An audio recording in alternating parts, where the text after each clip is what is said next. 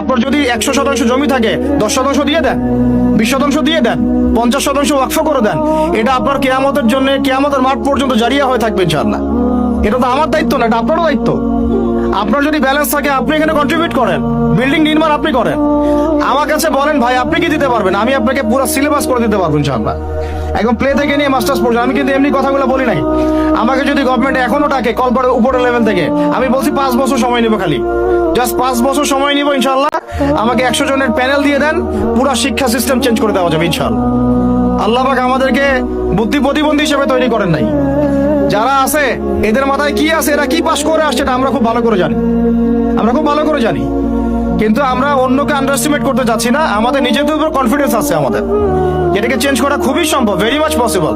এই ক্লাস 5 পর্যন্ত বাচ্চাদেরকে যদি আমরা এভাবে গড়ে তুলতে পারি, আস্তে আস্তে পর্যায়ক্রমে 8, 9, 10 এভাবে গিয়ে আমরা ইনশাল্লাহ মাস্টার্স পর্যন্ত যেতে পারবো ইনশাল্লাহ। আর যদি দেখা যায় যে না এই সিস্টেমে পারছি না, তাহলে কোনো সমস্যা নেই, আমরা এটার নাম মাদ্রাসা দিয়ে দিব, কোনো সমস্যা নাই।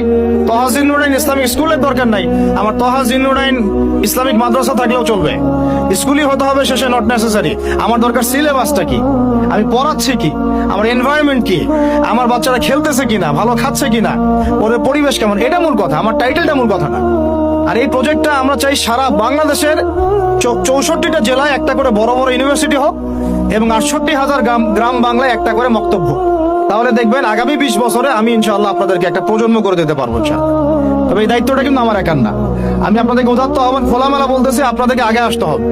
জায়গা থাকলে জায়গা দেন, আপনাদের অর্থের কন্ট্রিবিউশন করতে পারেন সেটা করেন, যদি আপনি ব্যালেন্স দিতে পারেন সেটা করেন, ফাইন্যান্সে হেল্প করতে পারেন সেটা করেন। যদি আপনি এত কিছু না পারেন, আপনার কিছু একটা বিল্ডিং আছে আল্লাহর জন্য দিয়ে দেন, এটা আপনি আমাদেরকে দিচ্ছেন না, আল্লাহর জন্য দিচ্ছেন। আপনি যদি এটাও না পারেন, অন্তত তাহাজ্জুদে আমাদের জন্য দোয়া করেন, অন্তত দোয়া করেন, অথবা বুদ্ধি দেন, পরামর্শ দেন, বা ধৈর্য ধরে সবর করে আমাদের সাথে থাকেন, থেকে 10টা বছর ওয়েট করেন, দেখেন কি হয়।